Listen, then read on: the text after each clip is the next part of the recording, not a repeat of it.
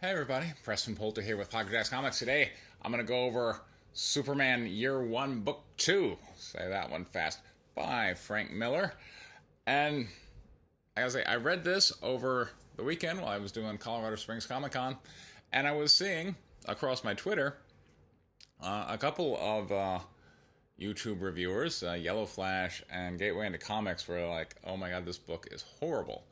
And I didn't really understand what the objection was. So let me go over the basic plot elements, and then we'll start talking about what people don't like. So, as you know, I did a video on the first book, which I encourage you to watch because I put effort into it, as I do all my videos. And at the end of book one, we've seen fairly close to the traditional Superman story with some variations. But in book two, we go in kind of a whole new direction. So at the end of book one, Superman, aka Clark Kent, joins the Navy right out of high school. And so book two opens up, and now he's in Navy boot camp. And of course, you know, like Navy boot camp is nothing for, you know, the Man of Steel. But yeah, it's he's people are yelling at him, but he's just like whatever. I'm going to do my darndest not to seem amazingly impressive, but I just can't help it. It's just I awesomeness just flows out of me, and you know he's able to do things like you know hit bullseyes precisely over and over again. He never misses because he can handle recoil and all that. You know he's Superman. The plot goes in like a direction where I'm like, that doesn't feel real to me, and that the Navy is like, oh my god, this guy's super duper special, and then we get a terrorists have taken over an oil tanker, and we send out Clark Kent with the SEAL team, and I'm like, okay, like this guy can't be in boot camp and going with the SEAL team, and if he was in boot camp, where would he be? Like what? Like Camp Pendleton, or you know, like some, you know, like give me a base where he would be, where a bunch of you know like terrorist style with the you know kind of Arabian dressed terrorists would take over a tanker off the coast of the United States. No, no, like you know, these kind of tanker hijackings happen, you know, over on like you know the Cape of Good Hope, or going around Africa, or over in that kind of Indian Ocean area, maybe the Mediterranean. Even then, you know, Mediterranean, I doubt. I mean, now we got to go back to the days of like the Barbary pirates kind of thing, but not off the coast of the United States, which is where Clark Kent would be stationed for boot camp, right? So that part I had some issues with. But, you know, he goes on, and there's this scene where they're on the bridge, and Clark Kent is kind of tipping people off because, you know, lives are at stake, and so he's kind of using his X-ray vision to go, okay, beyond that door, there's two guys on the right, and, you know, the officer's like, how do you know that? And he's just like, just do it. And, you know, so he's making recommendations which save lives, but there's this showdown on the bridge where one of the terrorists has a grenade, and of course Clark Kent, aka Superman, is just like, no problem, kaboom, and people are like, oh, it was a dud. But based on Clark Kent not following orders to basically evacuate in the face of the grenade, he is drummed out of the Navy. I'm like, okay, I'm not buying that. All right, like, this kid's a whiz kid. Like he's freaking Superman, and the Navy can see, despite the fact he's kind of trying to fudge his test, can see how amazing he is. This guy's gonna be like the best soldier on the planet, and he saved people's lives by what he did with a grenade there. But you know, it's just like that scene in that timeless classic by John Cena, The Marine, where he made the right call, but oh, we're gonna have to let you go, son. Oh, okay. I didn't believe it then either. But all right, so he gets let go. Now,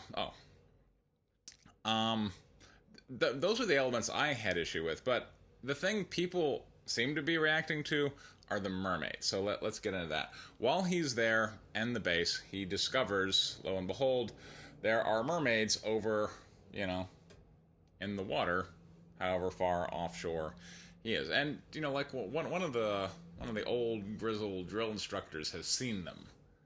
He won't talk about them, but he's seen them, and so he's got that kind of like, Clark, I know what you did, and he knows that Clark Kent is special. He kind of sees him coming out of the water and is like, dude, that guy just spent the night banging mermaids. And again, oh, in case you didn't know, this story is under DC's Black Label, so it's there is cursing and sexual themes. But essentially, over the course of the book, Clark Kent and this mermaid have a relationship, including not on-screen sex, but clearly it is. We are not left in doubt as to what they are doing.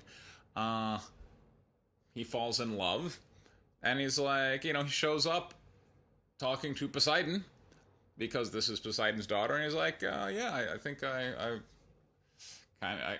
kind of fancy your daughter there. And Poseidon tries to kill Superman because Poseidon is afraid that this new, presumably heir to the throne, once he marries, will want to bump Poseidon off. Poseidon's like, I can't allow that. And so, Poseidon tries to kill him a number of different ways, including the Kraken. Doesn't work, of course. Superman. In fact, he comes out of it like, what? Is that all you got, punk? So that's kind of where the book ends, is that Superman triumphs over Poseidon's challenges and is pretty much able to win the hand of the girl. That's the plot, as I've described. That's the whole plot of the book 2. I don't understand why people are freaking out the way they are. I'm like, okay, because clearly this is one where, just looking at the book, I don't find anything objectionable, and it is appropriately labeled under the Black Label, so it's not like the discussion of sexual themes is inappropriate, because we have told readers, here's where we're going. Are we saying Superman is not a sexual guy? I mean, why would we say that? I don't understand why we would say that. I mean, look, Superman is a man. That is part of that title, and he is a model for masculinity, just as Dirty Harry has been, and like John Wayne and James Bond. Various male role models that are out there in cinema. And part of being a man is liking women. Of course, there are people who are going to go, well, what about men liking men? And that is a male role model that we have kind of tended to shy away from, because usually, particularly back in the 50s stuff, is like, no, we want men to go out and get women and have kids so that we can have strong, a strong nation and all that good jazz. So the objections haven't been that Superman needs to be gay. I think if Superman were gay, people would be freaking out, and I think I would probably have to agree with them on. So Superman is still straight. He's banging a mermaid. I mean, look, when Captain Kirk is going for the Green Orion slave girl, that's all cool in the gang, right? And that, like New Planet, Captain Kirk's doing whatever. James Bond, whatever. Every movie, James Bond is sometimes doing things with women that detract from his mission, but we kind of forgive it because it's James Bond. It's what he's doing. Here, this is just a story of a young man with superpowers, but still a young man who's kind of fancying a woman who has superpowers because she's a mermaid. And so what? I mean, like, who cares? Why is anyone getting bent out of shape about this stuff? I can't for the life of me understand why we are so unforgiving regarding Superman having a straight sexuality. And the objection isn't, well, they wanted to be gay. The objection is essentially what? That, I mean, because she's been with Lois in the past, and Lana Lang. So now It's a mermaid. Is that is I? I'm sorry. I think it's fine. The book reads fine to me. I recommend you check it out if you want kind of a more interesting, varied, and certainly sexual oriented take on Superman. So there we go.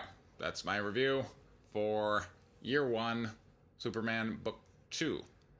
I have a campaign going right now on Indiegogo for my comic book, White Lily, the third issue, which is a story of the two deadliest female fighter pilots who ever lived. There's a link for that down in the description. This has been Preston Poles with Pocket Jacks Comics. Thank you very much for your time. Take care.